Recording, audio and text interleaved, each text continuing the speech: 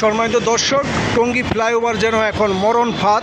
আপনাদেরকে দেখাচ্ছি যে গত 4 দিন আগে যে অনাকাঙ্ক্ষিত যে ঘটনা ঘটে গেল, এই জায়গা থেকেই কিন্তু এক ভদ্রলোক যার বাড়ি শেরপুরে, রাজু আহমেদ, তিনি কিন্তু এখান থেকে পড়ে গিয়ে মারাত্মক আহত হয়ে কিন্তু আজকে ঢাকা মেডিকেলে কিন্তু ভর্তি আছেন এবং মৃত্যুর সাথে পাঞ্জা লড়তেছেন। এটা কিন্তু একটি অব্যবস্থাপনা। রাজু আহমেদ পড়ে যাওয়ার পরে হয়তো আমিও একটু কাজ করেছিলাম, রশি দিয়ে বেঁধে দিয়েছিলাম, পরবর্তীতে অন্য কেউ এসে এই বাঁশগুলো এখানে বেঁধে দিয়েছে। আসলে এটা পার্মানেন্ট সলিউশন না। আমি বলতে চাচ্ছি বিআরটিএর কর্তৃপক্ষের কাছে যে আপনারা দ্রুত এটার সমস্যার সমাধান করেন। টঙ্গী বাজার, বাটা গেট, স্টেশন রোড, যে নামার যে রাস্তাগুলো আছে ওঠা এবং নামার, প্রত্যেকটা উঠা এবং নামার রাস্তা কিন্তু মরণ ফাঁদ।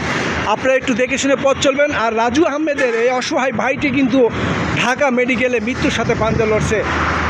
বিআরটিএ কর্তৃপক্ষ কখনোই দায় এড়াতে পারে না, কারণ একটি মানুষের জীবন অকালে ঝরে যাবে, তাদের জন্য এটা কখনো মেনে নেওয়ার মতো না, মেনে নিতে পারি না। সম্মানিত দর্শক, যারা সবসময় আমাকে দেখেন এবং আমার পাশে যারা থাকেন, রাজু আহমেদের জন্য আমরা এগিয়ে আসি এবং বিআরটিএ কর্তৃপক্ষের কাছে যেন আমরা লিগ্যাল নোটিশ পাঠাতে পারি যে এই দায়ভার বিআরটিএর অবশ্যই গ্রহণ করতে হবে, কারণ বিআরটিএর কারণে কিন্তু এত বড় একটি দুর্ঘটনা ঘটে গেল এবং কয়েকদিন আগেও কিন্তু এখানে পড়ে মানুষ মারা গিয়েছে, অনেকে আহত হয়েছে। এবং আমার চোখ সামনে যে ঘটনাটা ঘটেছিল, যে রাজু আহমেদ এখানে পড়ে গিয়েছিল, আমি নিজে তাকে হাসপাতালে নিয়ে ভর্তি করিয়েছিলাম, টঙ্গী হাসপাতালে কর্তৃপক্ষ তাকে ঢাকা পাঠিয়ে দিয়েছে। আমি আপনাদেরকে দেখাচ্ছি যে টঙ্গী ফ্লাইওভারগুলো কেন মরণ ফাঁদ।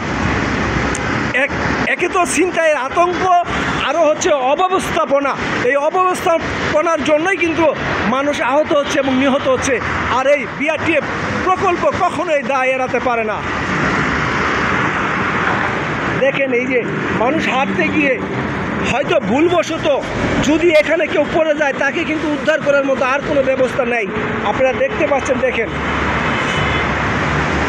যে কোনো সময় ভুলবশত পা পিছলে আপনি এই ভিতরে চলে যেতে পারেন। আর যদি কেউ না দেখে, তাহলে আজীবন এখানেই আপনি পড়ে থাকবেন, দেখারও কেউ থাকবে না, আপনাকে উদ্ধারও কেউ করতে পারবে না। সম্মানিত দর্শক, শুধু একটু শেয়ার করে দিয়ে আপনারা পাশে থাকবেন। আমি আপনাদেরকে দেখাচ্ছি যে টঙ্গী ফ্লাইওভারগুলো কেন মরণ ফাঁদ। এই যে ব্যবস্থাটা করে দেওয়া হয়েছে, আমার ভিডিও ভাইরাল হওয়ার পরে হয়তো ব্যক্তিগতভাবে অনেকে এগুলো করেছে, কিন্তু আসলে এগুলো পার্মানেন্ট না।